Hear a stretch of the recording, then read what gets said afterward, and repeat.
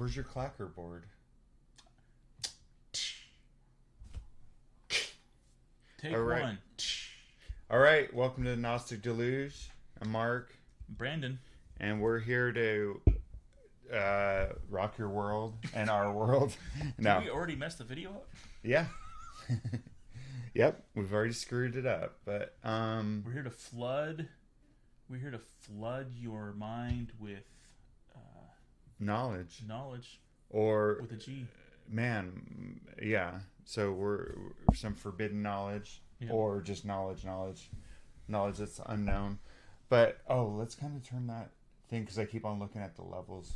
Yeah, Yeah.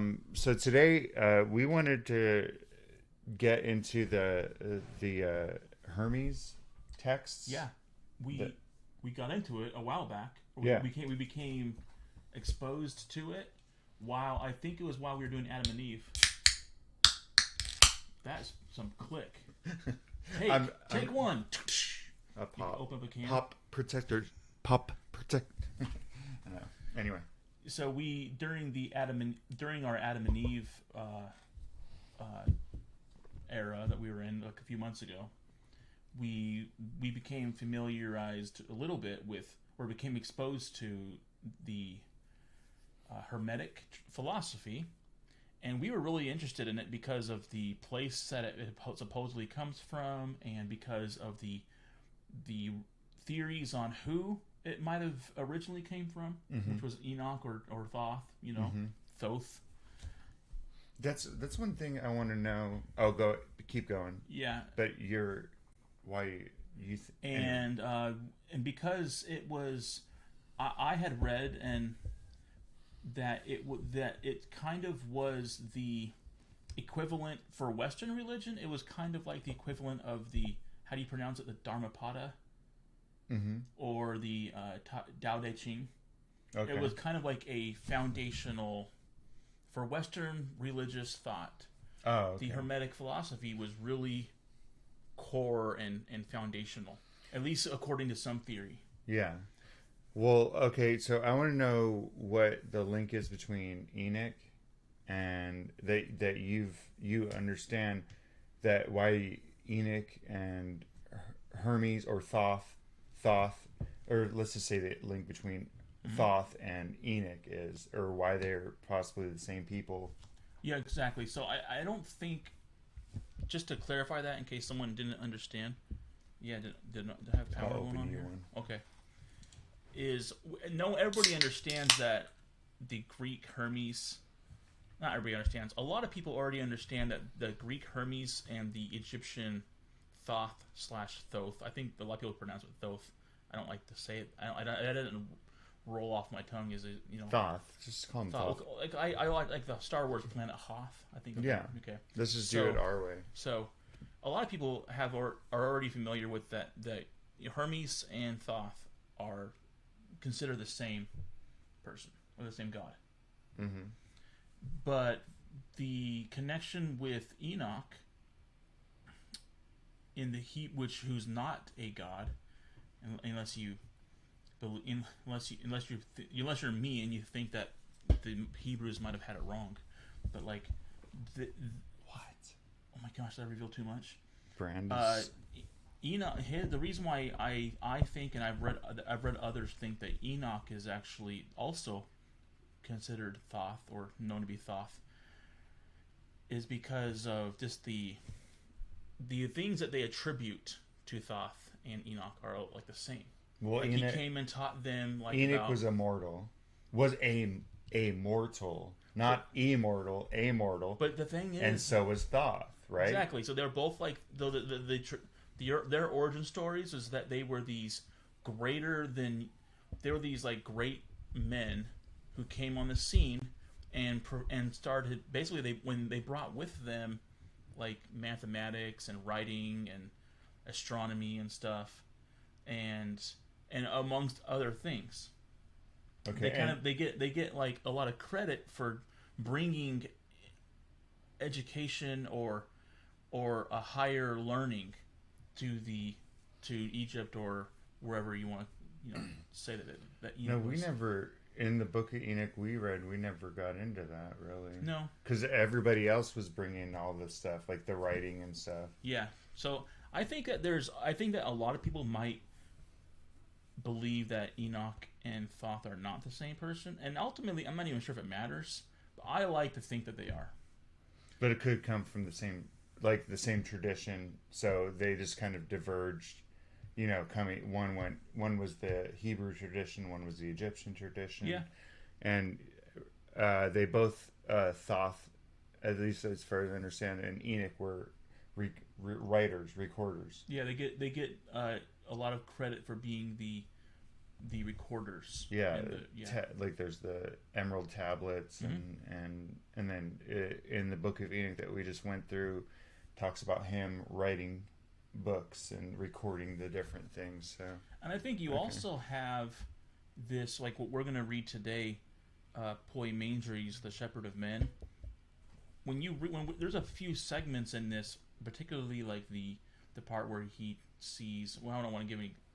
It's like a vision. It's not like a spoiler. Like somebody's like, we're going to go over it in a few minutes. I was going to read that, but man. The content of this vision that he has, if you think back in the Hebrew, or even I don't know if you can say pre-Hebrew, but if you think back to that culture, one of the few people that you could attribute this kind of vision to would have been Enoch. Oh yeah. So yeah, it's like we were talking earlier, and you were saying the apocalyptic imagery. Like, say what you were saying. I forgot. Well, okay, basically, right in the opening, the guy. Well, I don't mean to, but the guy is taken up into heaven. This vision opens. So yeah, a standard. Maybe we should just start into it. Oh no, well. So that's a standard. So let's start at the beginning here.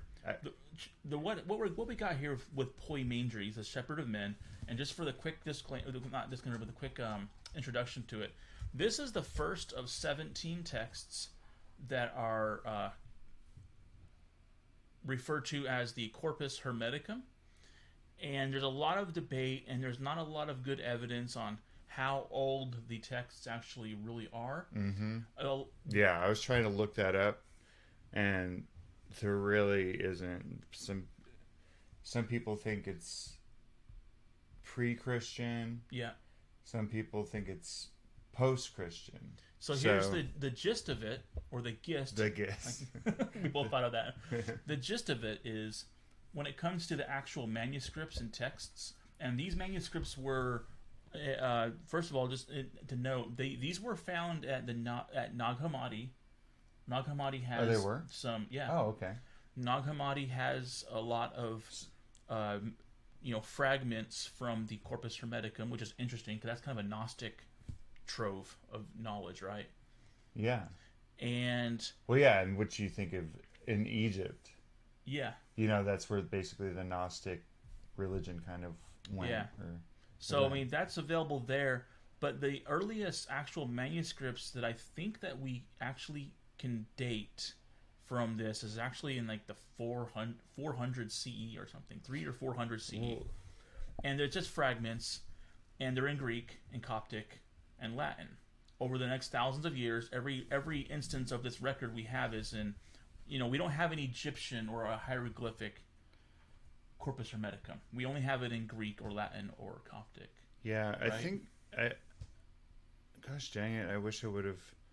Because I think they said that this for me? They had, I opened it for you. Thank you. They had one from 1100 AD, which is way late. Because then you're like, whoa, that's and it was really in rough shape and everything. And they were able to compare it to the later ones and get it. This lines up. Yeah, that's the way it is with most of the stuff. That most of the texts that we have is that there's no original works. No, we don't have the one from even for original text from the Bible. Correct. As it's all older stuff. That's why Qumran, the Dead Sea Scrolls, were such an awesome find, because we actually these manuscripts are actually dating back to in the first few hundred years. Yeah, and that was unheard of. Well, it's like Enoch. Well, I mean, I hate to go back to Enoch, but Yeah. I'm just saying, like, there was these books of Enoch, and all of a sudden they found in there these one. I mean, because that's from 200 AD or BCE. Yeah.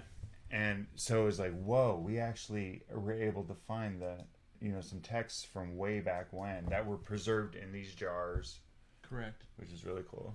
So I think the way to be safe about this when it comes to dating, because people can get it can be a heated topic, because if you date it too early, then a lot of people I feel safer to date them late. So to be safe and to not say things that aren't true. These records, we have copies of them in Greek, like I said, Greek, Latin, and Coptic, and none of them are too early. But then we do have some records from early Christian writers, like Ignatius was one of them. Mm-hmm. And we have these early Christian writers and philosophers that they actually mention things that we're finding in these Hermetic texts. Yeah, they actually, I haven't looked in this. I've just been kind of reading over this text. Be careful. Well, no, I'm just going to say what Mead says. We're using the GRS Mead one, by the way, which is supposed to be one of the better ones. So far, from what I've seen, it's my favorite. Yeah, and he said that. Dang, you just burped. I know, I'm all right into the mic. But he said that actually these different early church fathers, they actually use some of the Hermetic stuff to defend Christianity, in defense of it. So it's kind of like Enoch. True. Enoch, I hate to... No. It's all one big eternal round, Yep. But they used Enoch the early ones were using Enoch, to preach Christianity. So same thing with this. I don't know exactly which ones, or in some stuff they would leave out because it didn't. Yeah, it just wasn't. It was too strange. So but anyway, Mead, actually, this is. He kind of went over, just real quick, the different translations that he likes. Okay. Like there's Everard. Oh yeah, I've heard that one. That's the one. Actually, that's the one that I have. The by Wiscott. In the Corpus Hermeticum, or I don't have it right here. Anyway, but he kind of says that it's full of errors, mistranslations, and obscurities. It is hopeless to try to understand Hermes from this version, which is something that I was kind of like... You felt that way too? Yeah, it was kind of it was just kind of written in a way that it just wasn't relatable, Chambers' translation, he says, is slavishly literal, that it ceases to be English, and it goes wide of the sense, and in general is exasperating. Wow. This guy's like, he's just tearing these up. And then Menard's French translation, he says, this is elegant and sympathetic, but very free in many places. And he says the most literally accurate translation is Parthi's Latin version. Mm-hmm. But even in such literal rendering, he is at fault at times, and so one of the things to translate Hermes requires not only a good knowledge of Greek, but also a knowledge of gnosis, which he has not infrequently so admirably handed on to us. So anyway, that's one of the things that you have to remember is that somebody just coming along and translating it literal doesn't always mean that it's the best one, because they don't have a knowledge of these different. Yeah. The classic I don't want to derail, but the classic example of that is the Hebrew word for virgin, or the word that Christians translate as virgin. Yeah. Also in Hebrew just means young woman. What? And so like a Jew who's translating the Tanakh, right? Who's translating their scripture, because they're not looking for any kind of virgin story. Yeah. Then they just translate it as young girl or young woman. But a Christian who's translating this will look at it and go, "Wow!" And they'll see the word virgin because they're expecting to see something like that. Okay. Yeah. So that's interesting. Sometimes when you're translating something, having a knowledge of the philosophy or the culture or some understanding on that background story is very helpful. But I also believe it would be kind of a little unfortunate for the truth of the text. Like sometimes you can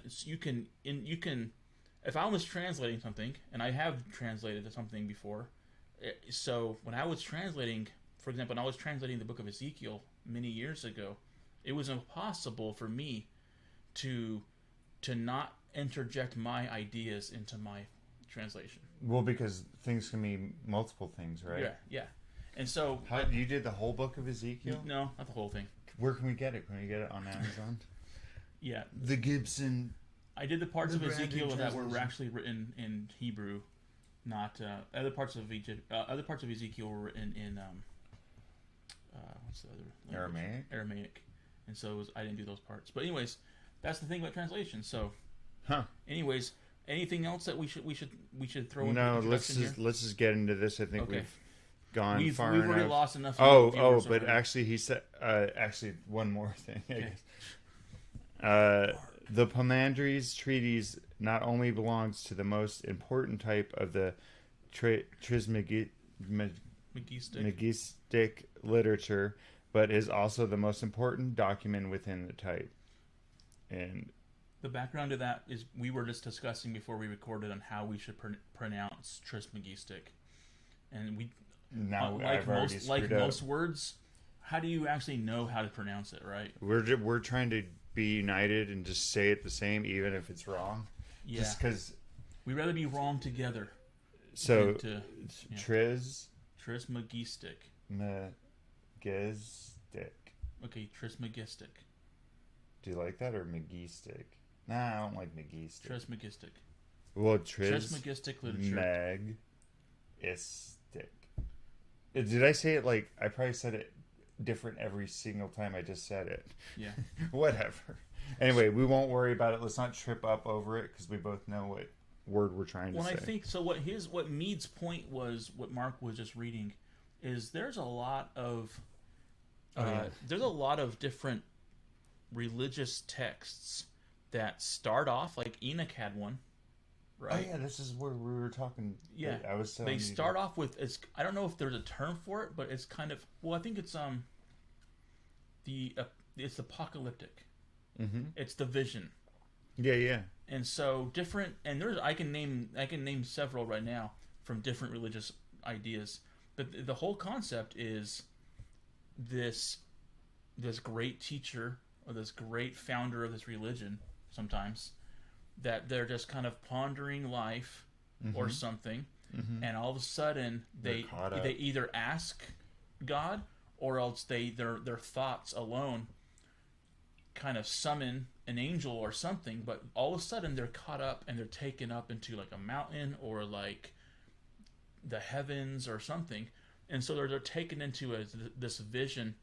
And one of the things that often happens with these apocalyptic visions, which is I think it's saying the same word twice actually. Anyways, is that there's usually a guide or like an angel who's asking, "Do you understand what this means?" Mm-hmm. And they kind of take them through this like phase by phase.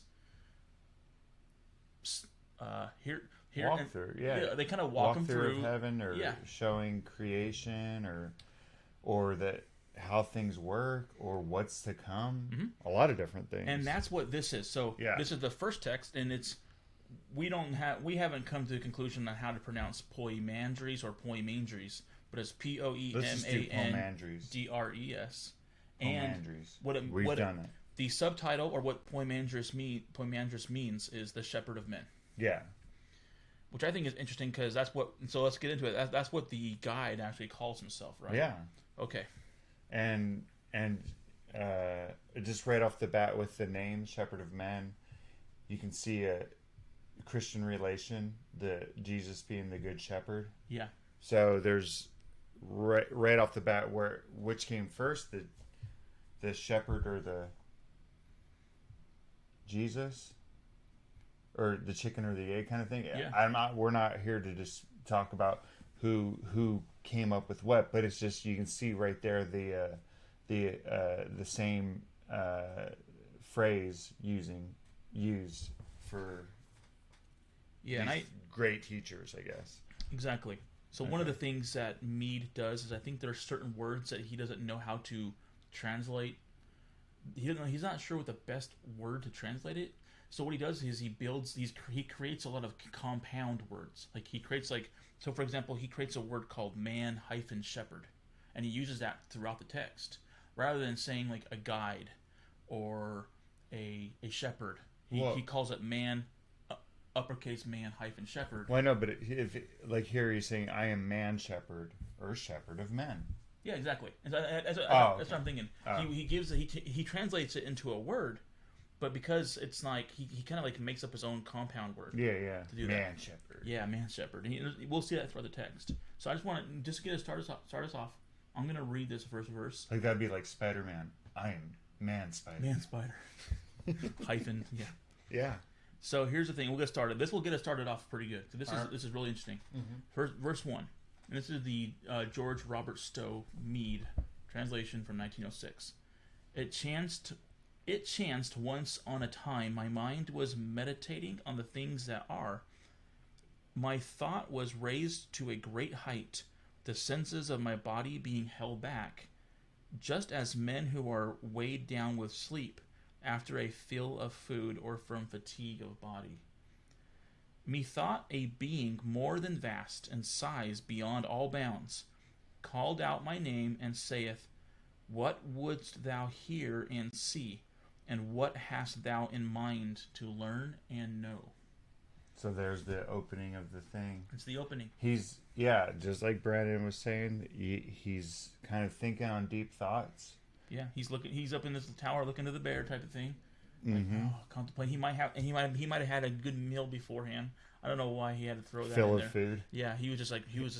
He's saying kind of like, just kind of that weighted down, maybe his thoughts are weighted down. He was just so comfortable. But yeah, he just kind of like got that feeling like, and then all of a sudden, something's opened up and somebody, what is it? The man shepherd or whatever comes and says, "Hey, what do you want? What do you want to know? Like, this is like the opportunity. This is like the opportunity everybody wants. Like, oh man, I'd go. If you could ask God anything, what would it be?" And that's basically what he says. Yeah. What do you want to know? That's the first thing. He goes, "Who are you?" And he goes, "I'm the man shepherd," right? Or other words, he also says, "Mind of all masterhood." And then what I think is cool and what I thought was interesting, this is the first thing I noticed in this text, was when he's describing who he is, he says that I know what thou desirest, and I'm with thee everywhere. So here he knows what he wants. Yeah, he basically is like... He's like, but I'm going to let you ask the question. Yeah, and when I read that, I was like, wow, so he's like, who are you? And he's like, I know everything I know everything about you, and I'm always with you. Mm-hmm. And so I was, the first thing I thought, and maybe I'm going too far here, but the first thing I thought was different religious contexts. This diet, Dr. Pepper makes you burp. Yep. If you watch our videos from the past, though, we're always like little burping. I mean, just little. Beers and stuff. Yeah. Wow. Anyway. Oh, I shouldn't do that. So, Oh, you were saying that he's always with him? Oh, so the first thing I was thinking was, and like I said, different religious contexts have different terms for this. But he kind of was like saying, hey, I am the Holy Ghost. Like I'm the thing in your mind that helps you like see things deeper. I'm the person. I am what gives you these aha moments. I know everything that you know, and I'm always with you here. Mm-hmm. And so, just like, and then he says in the next verse, he goes, just think, what do you want to know? Like, think upon it right now, and I'm gonna just hook you up and show you. Yeah, so this is the ultimate, like I said, this is the ultimate. But I like he's with him, and one of the things that is that the uncurious aren't gonna have this kind of stuff open to them. You know, like Porter always said, there's no stirring above until there's a stirring below. Man, that's Hermetic right there. Yeah, well, so they're not. He's in a state where he's ready to learn. He's thinking deeply, but you know, these different things, and all of a sudden, that's when this person or God or whatever you want to say, the man. That's when the shepherd of men appears to him and says, "Hey, you're ready." They're basically saying, "Yeah, okay, you know what? I'm going to let you know." And then, so in verse 3, he tells him what he wants. He's like, "I long to learn the things that are, and comprehend their nature, and know God." Wow! And just lay it on me. This is what I desire to hear. So it's like, and what's cool is verse 4 is even while he was saying that, right? Okay. So while he was giving that answer, it says even, or Ian, but even with these words, his aspect changed. And straightway in the twinkling of an eye, all things were opened to me. It's like he's like giving the answer, and then while it's happening, he's all of a sudden everything's opening up. Yeah. And I see a vision limitless, and everything turns into light, sweet, joyous light. And I became transported as I gazed. See, but one of the instructions the man shepherd gives him, he told him what he wants, and he says, "Okay, hold in thy mind all that thou wouldest know, and I will teach thee." So, okay, put that in your mind. Focus on it. Focus, and all of a sudden he starts changing or whatever. Totally, that was a good sound effect too. Transforming. He turns into a truck for some reason. Like Optimus Prime. A little like VW bug. Like, oh, I got stuck with Bumblebee. Or the cassette. Anyway, you know, because there's the tape recorder, audio and then book, right? Yeah, man, he's audio like. but so he's like, okay, hold this in your mind. So maybe this is teaching us a little something about meditation or something totally. too. No. This is maybe this is a handbook. Oh, that's what I'm saying. This totally. So here we go. This is okay. That's why this is such a crazy, epic, deep, foundational text. Okay. It's already here in the first 4 verses. We're like piecing together a lot of things and how things work, and we're seeing similarities between different, from religious contexts that are across on the other side of the world, even, you know, like, yeah.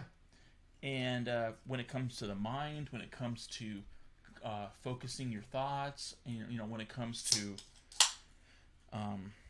that's this whole.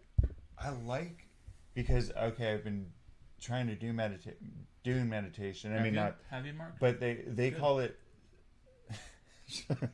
but they call it like single pointed mind.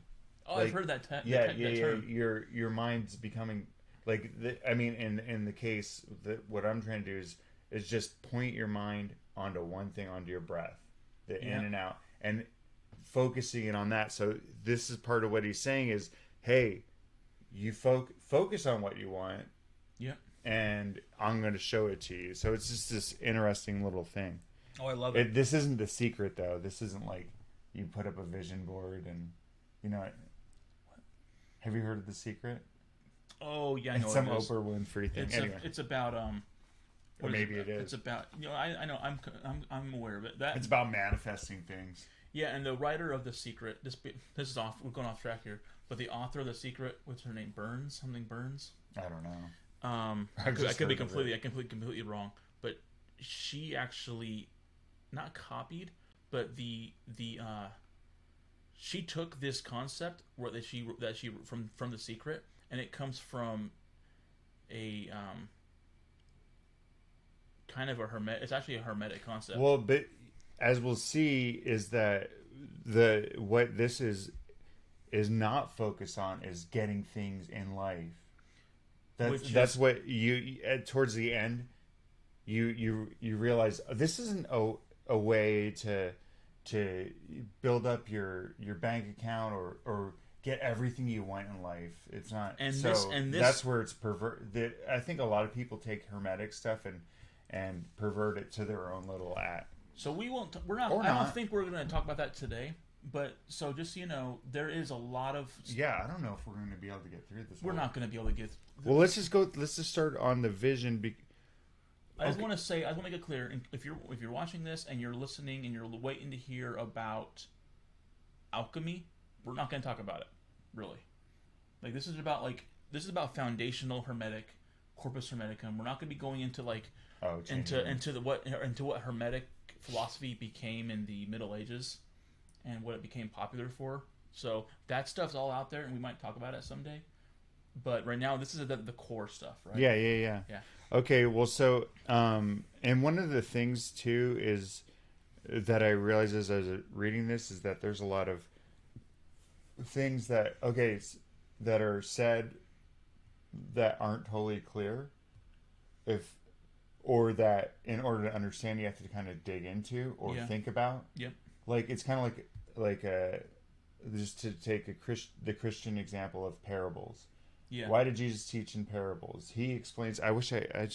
Oh, totally. But he explains. He's like, it's because I can say something that seems like so simple, and those who want to understand it will be able to see the deeper meaning. Those who don't are just going to hear a good story. So anyway, you can see what you need to hear. Yeah. So this is like this Hermetics or Trismegistic. Dang it! We already broke the. Well, let's quit correcting ourselves. Let's just say Trismegistic. You're gonna hear it at least 3 different ways. The Trismegistic, but so it's written not in code, but actually a lot of that stuff is supposed to have been written in code to where if you're the initiated or if you've come to a certain point, you'll see it in a different way than other people. And I don't know why I just went off on that. Sometimes it's referenced as the master-teacher format. Well, okay. Right? Master-teacher format. This is not for someone passing by to all of a sudden become enlightened. This is from a master-teacher format. This is Hermes speaking to one of his initiates or his followers. Yeah. So, okay, well, let's get through. We'll kind of do the light. Creation thing. Okay, so the sweet, joyous light. Oh yeah, that's what he's. So he's got this. He's holding this thing in his mind, and everything was light at first. And all of a sudden, boom! He's sweet, joyous. Yeah. And I became transported as I gazed, and then the sweet, joyous light. Something else comes on the scene, and then the darkness. Oh, but in a little while, darkness came settling down on part of it, the light. Awesome and gloomy. And this is an interesting imagery here. Coiling in sinuous folds, so that methought it like unto a snake. Yeah. So this coiling darkness comes on the scene. Yeah. I thought of lots of different imageries there, and I'm not sure which one I adhere to more, but yeah. We'll see. So the question is what is this darkness, and what this is where I was like, well, so what is it doing? I thought of Genesis, you know, I think where God's in is it where he's kind of like there's this matter out there unorganized, or is it different literature that talks about that? Gosh dang it! No, it's Hoshek, the darkness. There is. Yeah, there's this darkness. So you got the light, but then there's this unorganized darkness that's kind of, and in this it seems like it's actually kind of surrounding God, like coiling around him, but then he's able to break out from it. I don't know, maybe, or What? I don't know. That's interpretation. I'm not sure. Well, because it says then the darkness changed into some sort of moist nature. Yep. So it kind of becomes this. I pictured it as this heavy thing that was kind of weighing down. Like if you imagine like this, like a person that's a boa constrictor is kind of wrapping around him, and that heavy body, the heaviness of the air, the moist. Yeah, I saw that. I saw that too. It says moist nature, which a lot of people don't like the word moist. Yeah, I hate that word, but yeah. But it's like, if you can imagine, like, just this heaviness. Yeah, that's totally. being weighed down. And it was and the reason why I think moist, when I was listening to moist, I know I hate the word. When I was thinking, so here, a moist nature, right? What I was imagining was more of like a fluid darkness. That's what I'm saying. Not just darkness. Something rippling a little bit. Yeah. Something. Not just straight up darkness, but something that you can feel and there's substance to it. Correct. Like, yeah, just it adds. What does it say? Tossed about beyond all power of words. Yeah, belching like we are. We've been doing belching this whole time. We should do a burp and say, we should have belching get one of those smoke tablets in there and belch out some smoke. So But belching out smoke as from a fire. Groaning and wailing sound that beggars all description. So anyway, so they're painting this picture of this heavy. You have this light, then all of a sudden this darkness descends and coils, and so you have kind of like this yin yang thing happening. You have the light and the dark, and then they start to like wrap around and like constrict. I like right? that. I like that. And there's this inarticulate. I think in the next verse it says there's this inarticulate voice, this voice of creation, kind of, or like this sound of the beginning. Yeah. Yeah. Let's read that. And after that, an outcry, inarticulate, came from it, as though it were a voice of fire. So this crackling, this. I can't do sound effects. Do you want to make a sound effect for that? No. I put him on the spot. That's not fair. It's like crackling and this. If you ever listen to Rock and Roll Creation by Spinal Tap, the beginning. There you go. It's like that. You got that. Yeah. Something. It's basically the sound. Which is supposed to be our theme song. Constriction. Yeah. We don't want to play that for you because we'll get flagged right away. Yeah. But yeah. So, verse 5, thereon, out of the light, a holy word descended on that nature. So real quick, Mead, every time he translates anything that he feels could be a pointing to the word to logos, the Greek concept of logos, he kind of like adds the word logos every time he sees something that he believes might reference it somehow. So what's logos? Well, logos means many things, but and like the Christians have a different idea of what it means. The Gnostics have a different idea, and so he talks about it in there. But basically, it's just the either it's a word, or it's like a system, or it's what did Porter also often call it? I can't remember. We mentioned Porter sometimes. Anyways, yeah. But well, anyway, he always says maybe that. Maybe we'll look more into logos and spend time on that later on. Maybe we'll work on our logo. Logos. And upward, and descended onto that nature, right? Mm-hmm. So holy word descended on that nature, this like whatever's happening here, and upwards to the height from the moist nature leaped forth pure fire. Light was it, swift and active too. So all of a sudden you have, out of this darkness and whatever, this word coming out, and this fire, and this is. I mean, I guess I'm kind of like thinking like Big Bang kind of thing. Yeah, in my head. I see I mean, that I'm not. I'm just saying. But all of a sudden, you have this thing, and all of a sudden, boom! Something's coming out of it, and it's maybe creation. I don't know. Yep. This Okay. is worth reading. There's a lot of imagery here. All right. Want me to keep on going and finish that off? Yeah. So the air, AIR, the air too, being light, followed after the fire, from out the earth and water. Well, that's a combination word he gives. See, that's a okay. Go right? ahead. Earth and water. Yeah, He I got combines them something all to to one say. word. Rising up to fire so that it seemed to hang therefrom.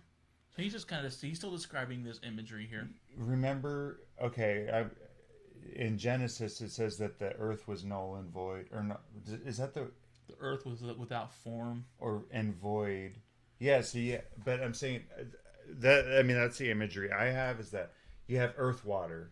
Mm-hmm. That's the earth, right? Yeah. Earth, water. Yeah. It's like you got land, you got water. Yeah. That's it's the like whole thing. It's a word he didn't know how to translate other than saying earth hyphen and hyphen water. So this is kind of you have these materials. They have this matter here. Yeah, unorganized, and all of a sudden this fire is doing something to organize it, or maybe creating the earth. Yeah, I don't know. Energy, heat, just like combustion, all the things that make things, all these scientific terms that we might not understand, but that help astronomically form planets and stuff. I can see that happening. Well, that's the thing. You got your base materials, and then you have energy going into them, okay. right?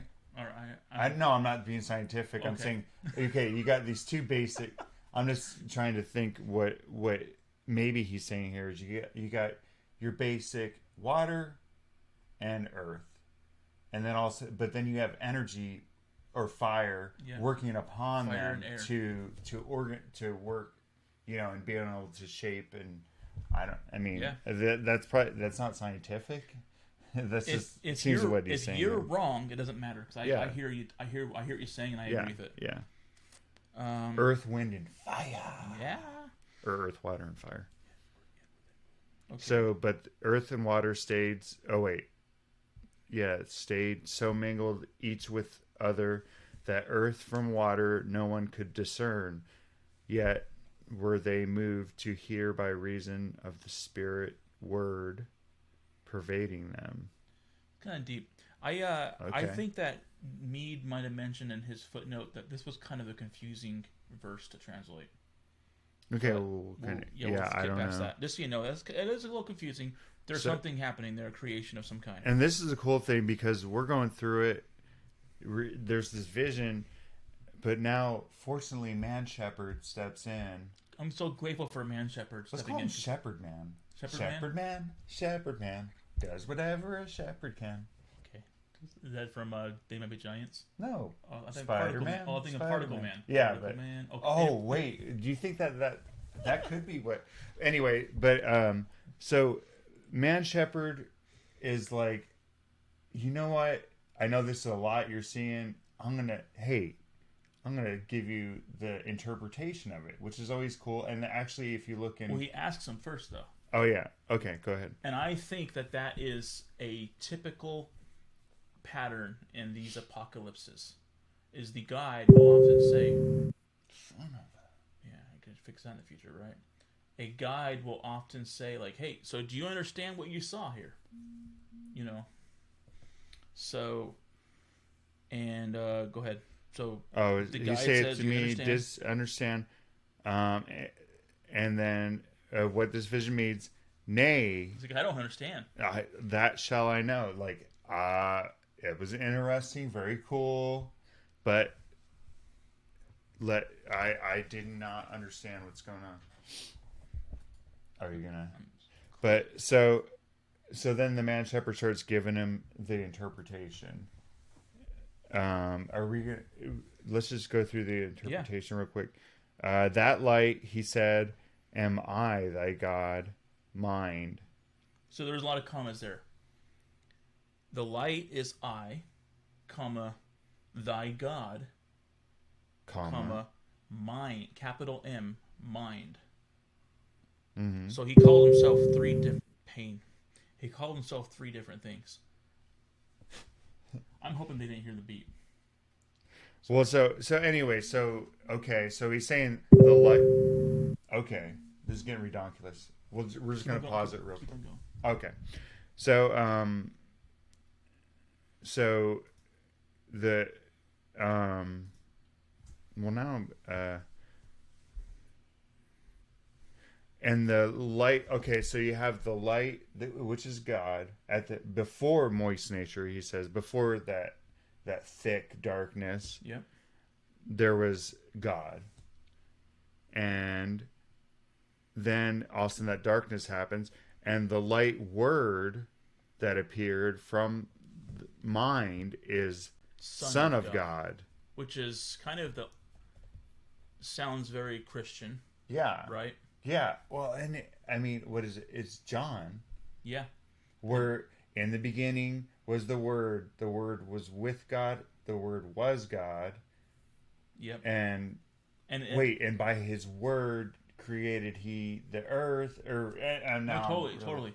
But so, yeah, the first chapter of John there's a lot of similarities between that first chapter of John and this. Well, it's kind of like, well, we haven't talked about it with Enoch, but the whole thing with the messianic stuff in there. But so okay, so the meaning or the interpretation of it is that it was God in the beginning. There was this darkness, and then God used the Son of God to organize it, or to, right? Yeah, and so we'll leave it up to interpretation what Son of God actually means. Whether it means like there's actually like a Christian style Son of God, or if what that means is just like a product or a product of mind. Yeah, because that's what they call it later on too. Okay.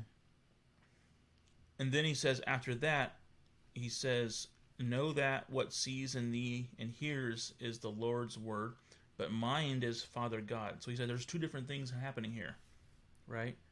Know that what sees in thee and hears is the Lord's word. So you have the Lord's word, but then you have mind is Father God. So isn't the Son, the light word. So they're separate. Anyway, I don't. He goes, they're separate. Yeah. He goes, not separate are they from one from another, just in their union. So I don't know exactly what that means. I don't know how to interpret that very well, but we see a lot of that, like, hey, unity. There's a lot of confusion with unity and what that word, we are one, and there's a lot of confusion in Christianity for sure. Oh yeah. And so, anyway, and then he says, "Thanks be to thee," I said. So then so understand the light, and make friends with it, which is interesting term phraseology there, right? And be friends with it.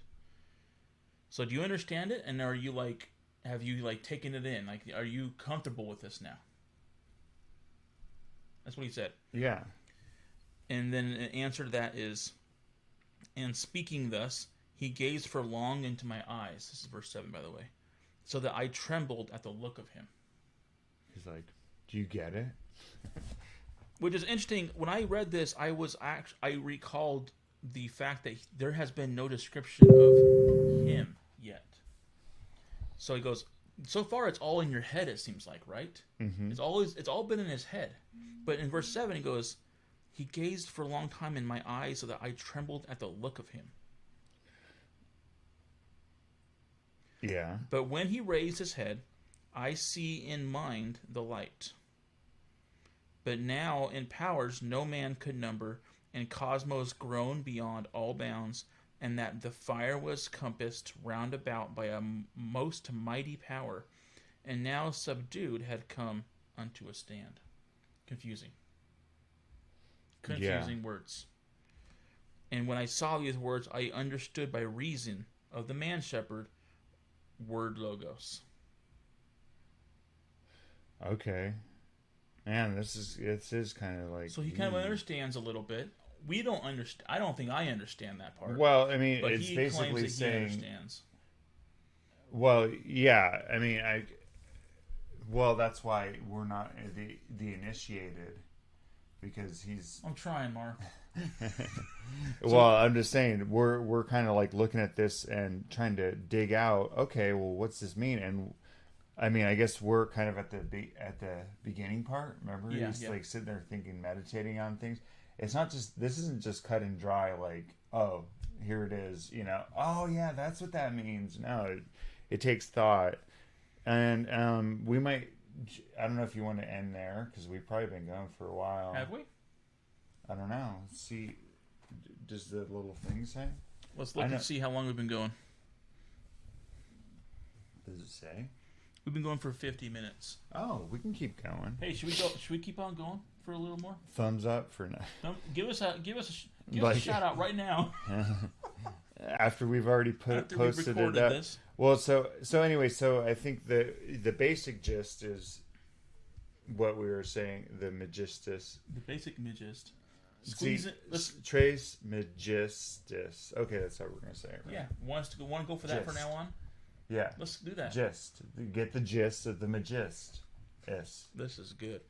So anyway, let's squeeze in verse 8. I think verse 8 will help. Okay. Yeah. So he's like, I think I'm getting it. Yeah. I like whenever Man Shepherd's kind of like, okay, shut up. That happens in a few verses. Like, right? Stop. But as I was in great astonishment, he said to me again, Thou didst behold in mind the archetypal form whose being is before beginning without an end. Thus spake to me Man Shepherd. And go ahead. There's more to go. And I say, whence then have nature's elements their being? To this he answer gives, from will of God, nature, received the word, and gazing on the cosmos beautiful, did copy it, making herself into a cosmos by means of her own element and by the birth of the souls. Okay, this is where I start getting like, okay, I think I get the first part, but now it's like, what? So, help me out, Brandon. Yeah, this goes from, right now, so far, everything we've read, I think a modern God-fearing, loving, Bible-reading Christian could take that all in so far and go, I get all this. This is all the things that I already believe, and I'm already here. And now he's throwing a wrench in it. And then they start throwing in, like her, basically, so a nature. Yeah, so he's the person who's having this vision is saying, hey, whence then have nature's elements their being, or how did nature come into being? How did everything become? Yeah, how did it happen? And that's his original question. His original question. I want to learn things that comprehend their nature. So the answer is he gives a quick answer, okay, and then he gives a lengthy answer. The quick answer is because from God's will. Oh, okay. There's a period, right? So to this answer, he says, from the will of God. Oh. That's a quick answer. Then he says, nature received the word, and gazing on the cosmos, beautiful, did copy it. So nature appreciated what she was beholding, right? Making herself into a cosmos. So the definition of the word cosmos is what matters here. Okay. Right? What's the definition of... I'll finish this. All right. By means of her own elements and by the birth of souls. So what cosmos really means, always, we use it for different meanings, usually about space and... Yeah, the cosmos. But what cosmos is, a cosmos is a working system. Oh. I didn't know that before I read this text. I wanted to better understand what the word cosmos meant. It's a working system? It's like a system. Yeah. So when we refer to the cosmos, we're referring to this universe, like the system of the rotation of planets, like and the birth of something's galaxies. cosmopolitan. Maybe. It's a system. We might be learning something right here. But yeah, a city system, kind of. Yeah. Oh, okay. And so this is about the whole, what is above is below. Yeah. Right? So he's got it. The word is seeing it. Nature's going to make saying, it real. I like it. Nature's going to make it real. This comes from that thing where what's his name had it in his mind, or let's just call it God had it in his mind. Yeah. The image. And then a spiritual nature, and then so it's like, yeah, and then all of a sudden it's the image of his mind. it's kind of like the blueprint, and it's put together and for real. Okay. So I think this is one of many places where we get Hermetic philosophers will say what is above is below, because basically you have this this system, like this plan, or like this like working system in the mind, and nature basically does the same thing at a smaller level, making herself into a cosmos by means of her own elements and by the birth of souls. So it's kind of like when we look, and I don't want to get philosophical, but the thing is I'll say this right now. One of the things that I've been learning from reading this Trismegistic, the right term, Trismegistic literature. You're getting the gist of it. Get it? This is great. I'm kind of seeing patterns in like everything, and everything is kind of the same thing. One of the Hermetic principles is the monad. And it's basically from observing the monad, you can understand the archangel, right? Like, hey, you observe like Siddhartha observes like a river, a flowing stream, and he observes it long enough that he starts to understand all things, because like everything is kind of like a copy of each other, and rules are mathematical rules work everywhere, right? And so the same math that is used in one place, even though it might look different, it's still the same type of system. Yeah. That might have been confusing, but this is what I'm seeing here. Well, no, but you can even go into like elements or something, like, the very finest of whatever, atoms or whatever smaller than atoms, but everything's made up of the same thing. Yeah. Even though it seems different. Anyway, maybe. Let's go to 9. Okay, let's do it. And God, the mind, being male and female both, as light and life subsisting, brought forth another mind to give things form, who, God, as he was of fire and spirit, formed 7 rulers who enclose the cosmos that the sense perceives. Men call their ruling fate. Okay, this one's confusing. Yeah? Brandon, please. Enlighten me. I was hoping that you would. Oh, dang it. Okay, yeah, so yeah, totally. God, the mind, being male and female. This is one of the as far as I understand, one of the essential 7 Hermetic principles is gender. One of the 7. Yeah. Oh, the 7th is actually gender, I believe. Yeah, so it's the male, the dual nature, or the male female. So this means I was thinking about this, and this means I would say this can fall into one of 2 interpretations. The first one, depending on who you are and what your religious background is and what you believe.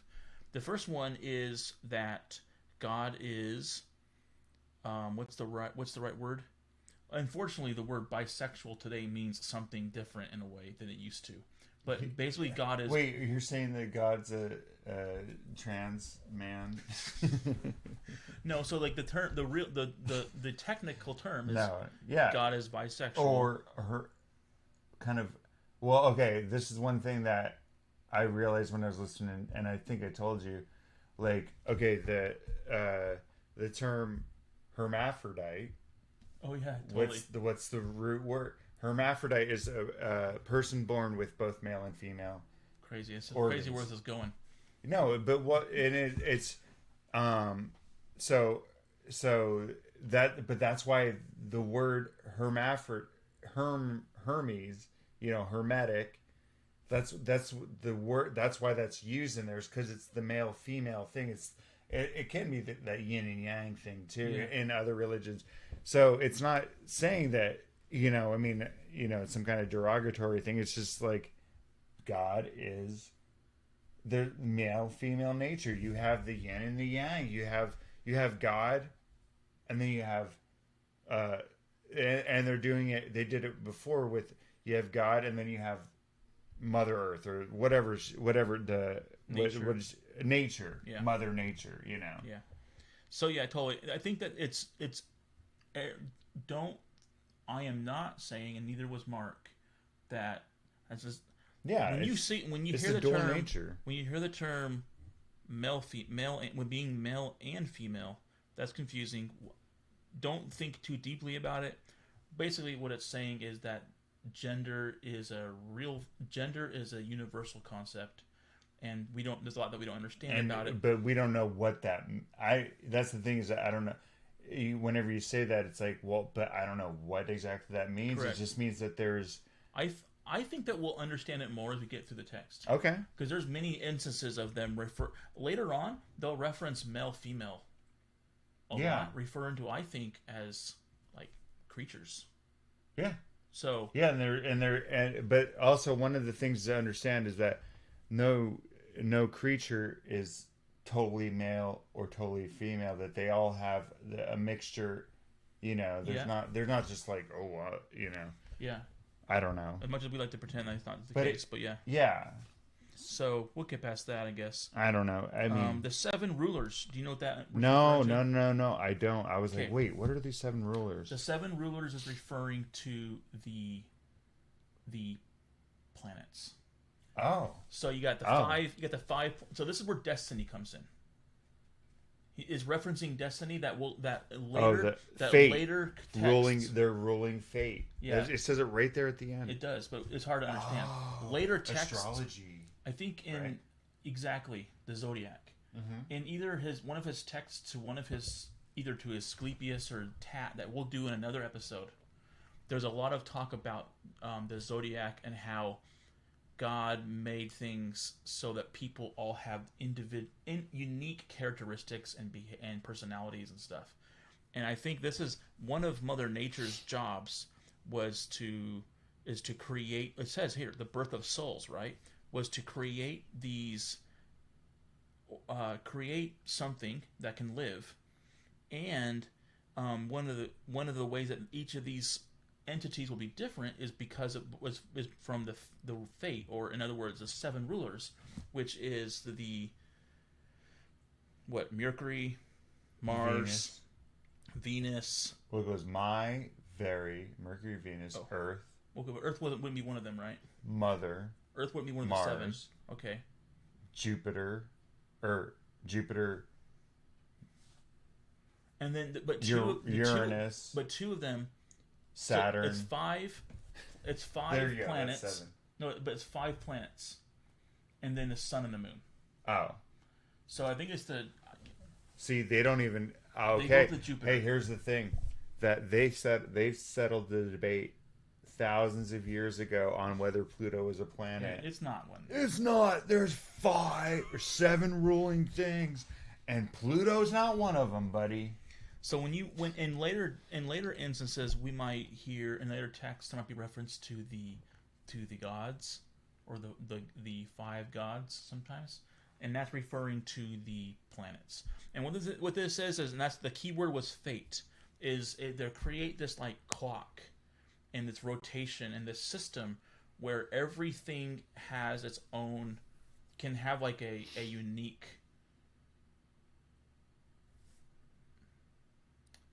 I'm not going to explain what the zodiac does. Yeah, I know you have a whole episode on. You were talking about the. Yeah. Anyway, just know that it's something to do with the 7 rulers. That's cool, because I was like, 7 rulers. What are they talking about? I thought maybe they're talking about 7 kingdoms of men that were going to rule the earth or something. Yeah. But it makes sense with the sun, moon, and the planets. Yep. Yeah, the 5 planets that were astrology that they cared about, at least back then, or even knew about. Okay, and that men calling their ruling fate, so those things have something to do with fate. Yeah, this is the zodiac type of thing, and like, hey, I was born in. I better start. What is it? June is Jupiter. Like there's like. Yeah. I don't really know all this stuff. I don't spend a lot of time thinking about it, but like the planets matter to people that care about the zodiac a lot. Yeah. So I better start reading my horoscope. Yeah. Should we go to straight? So that's a good place to.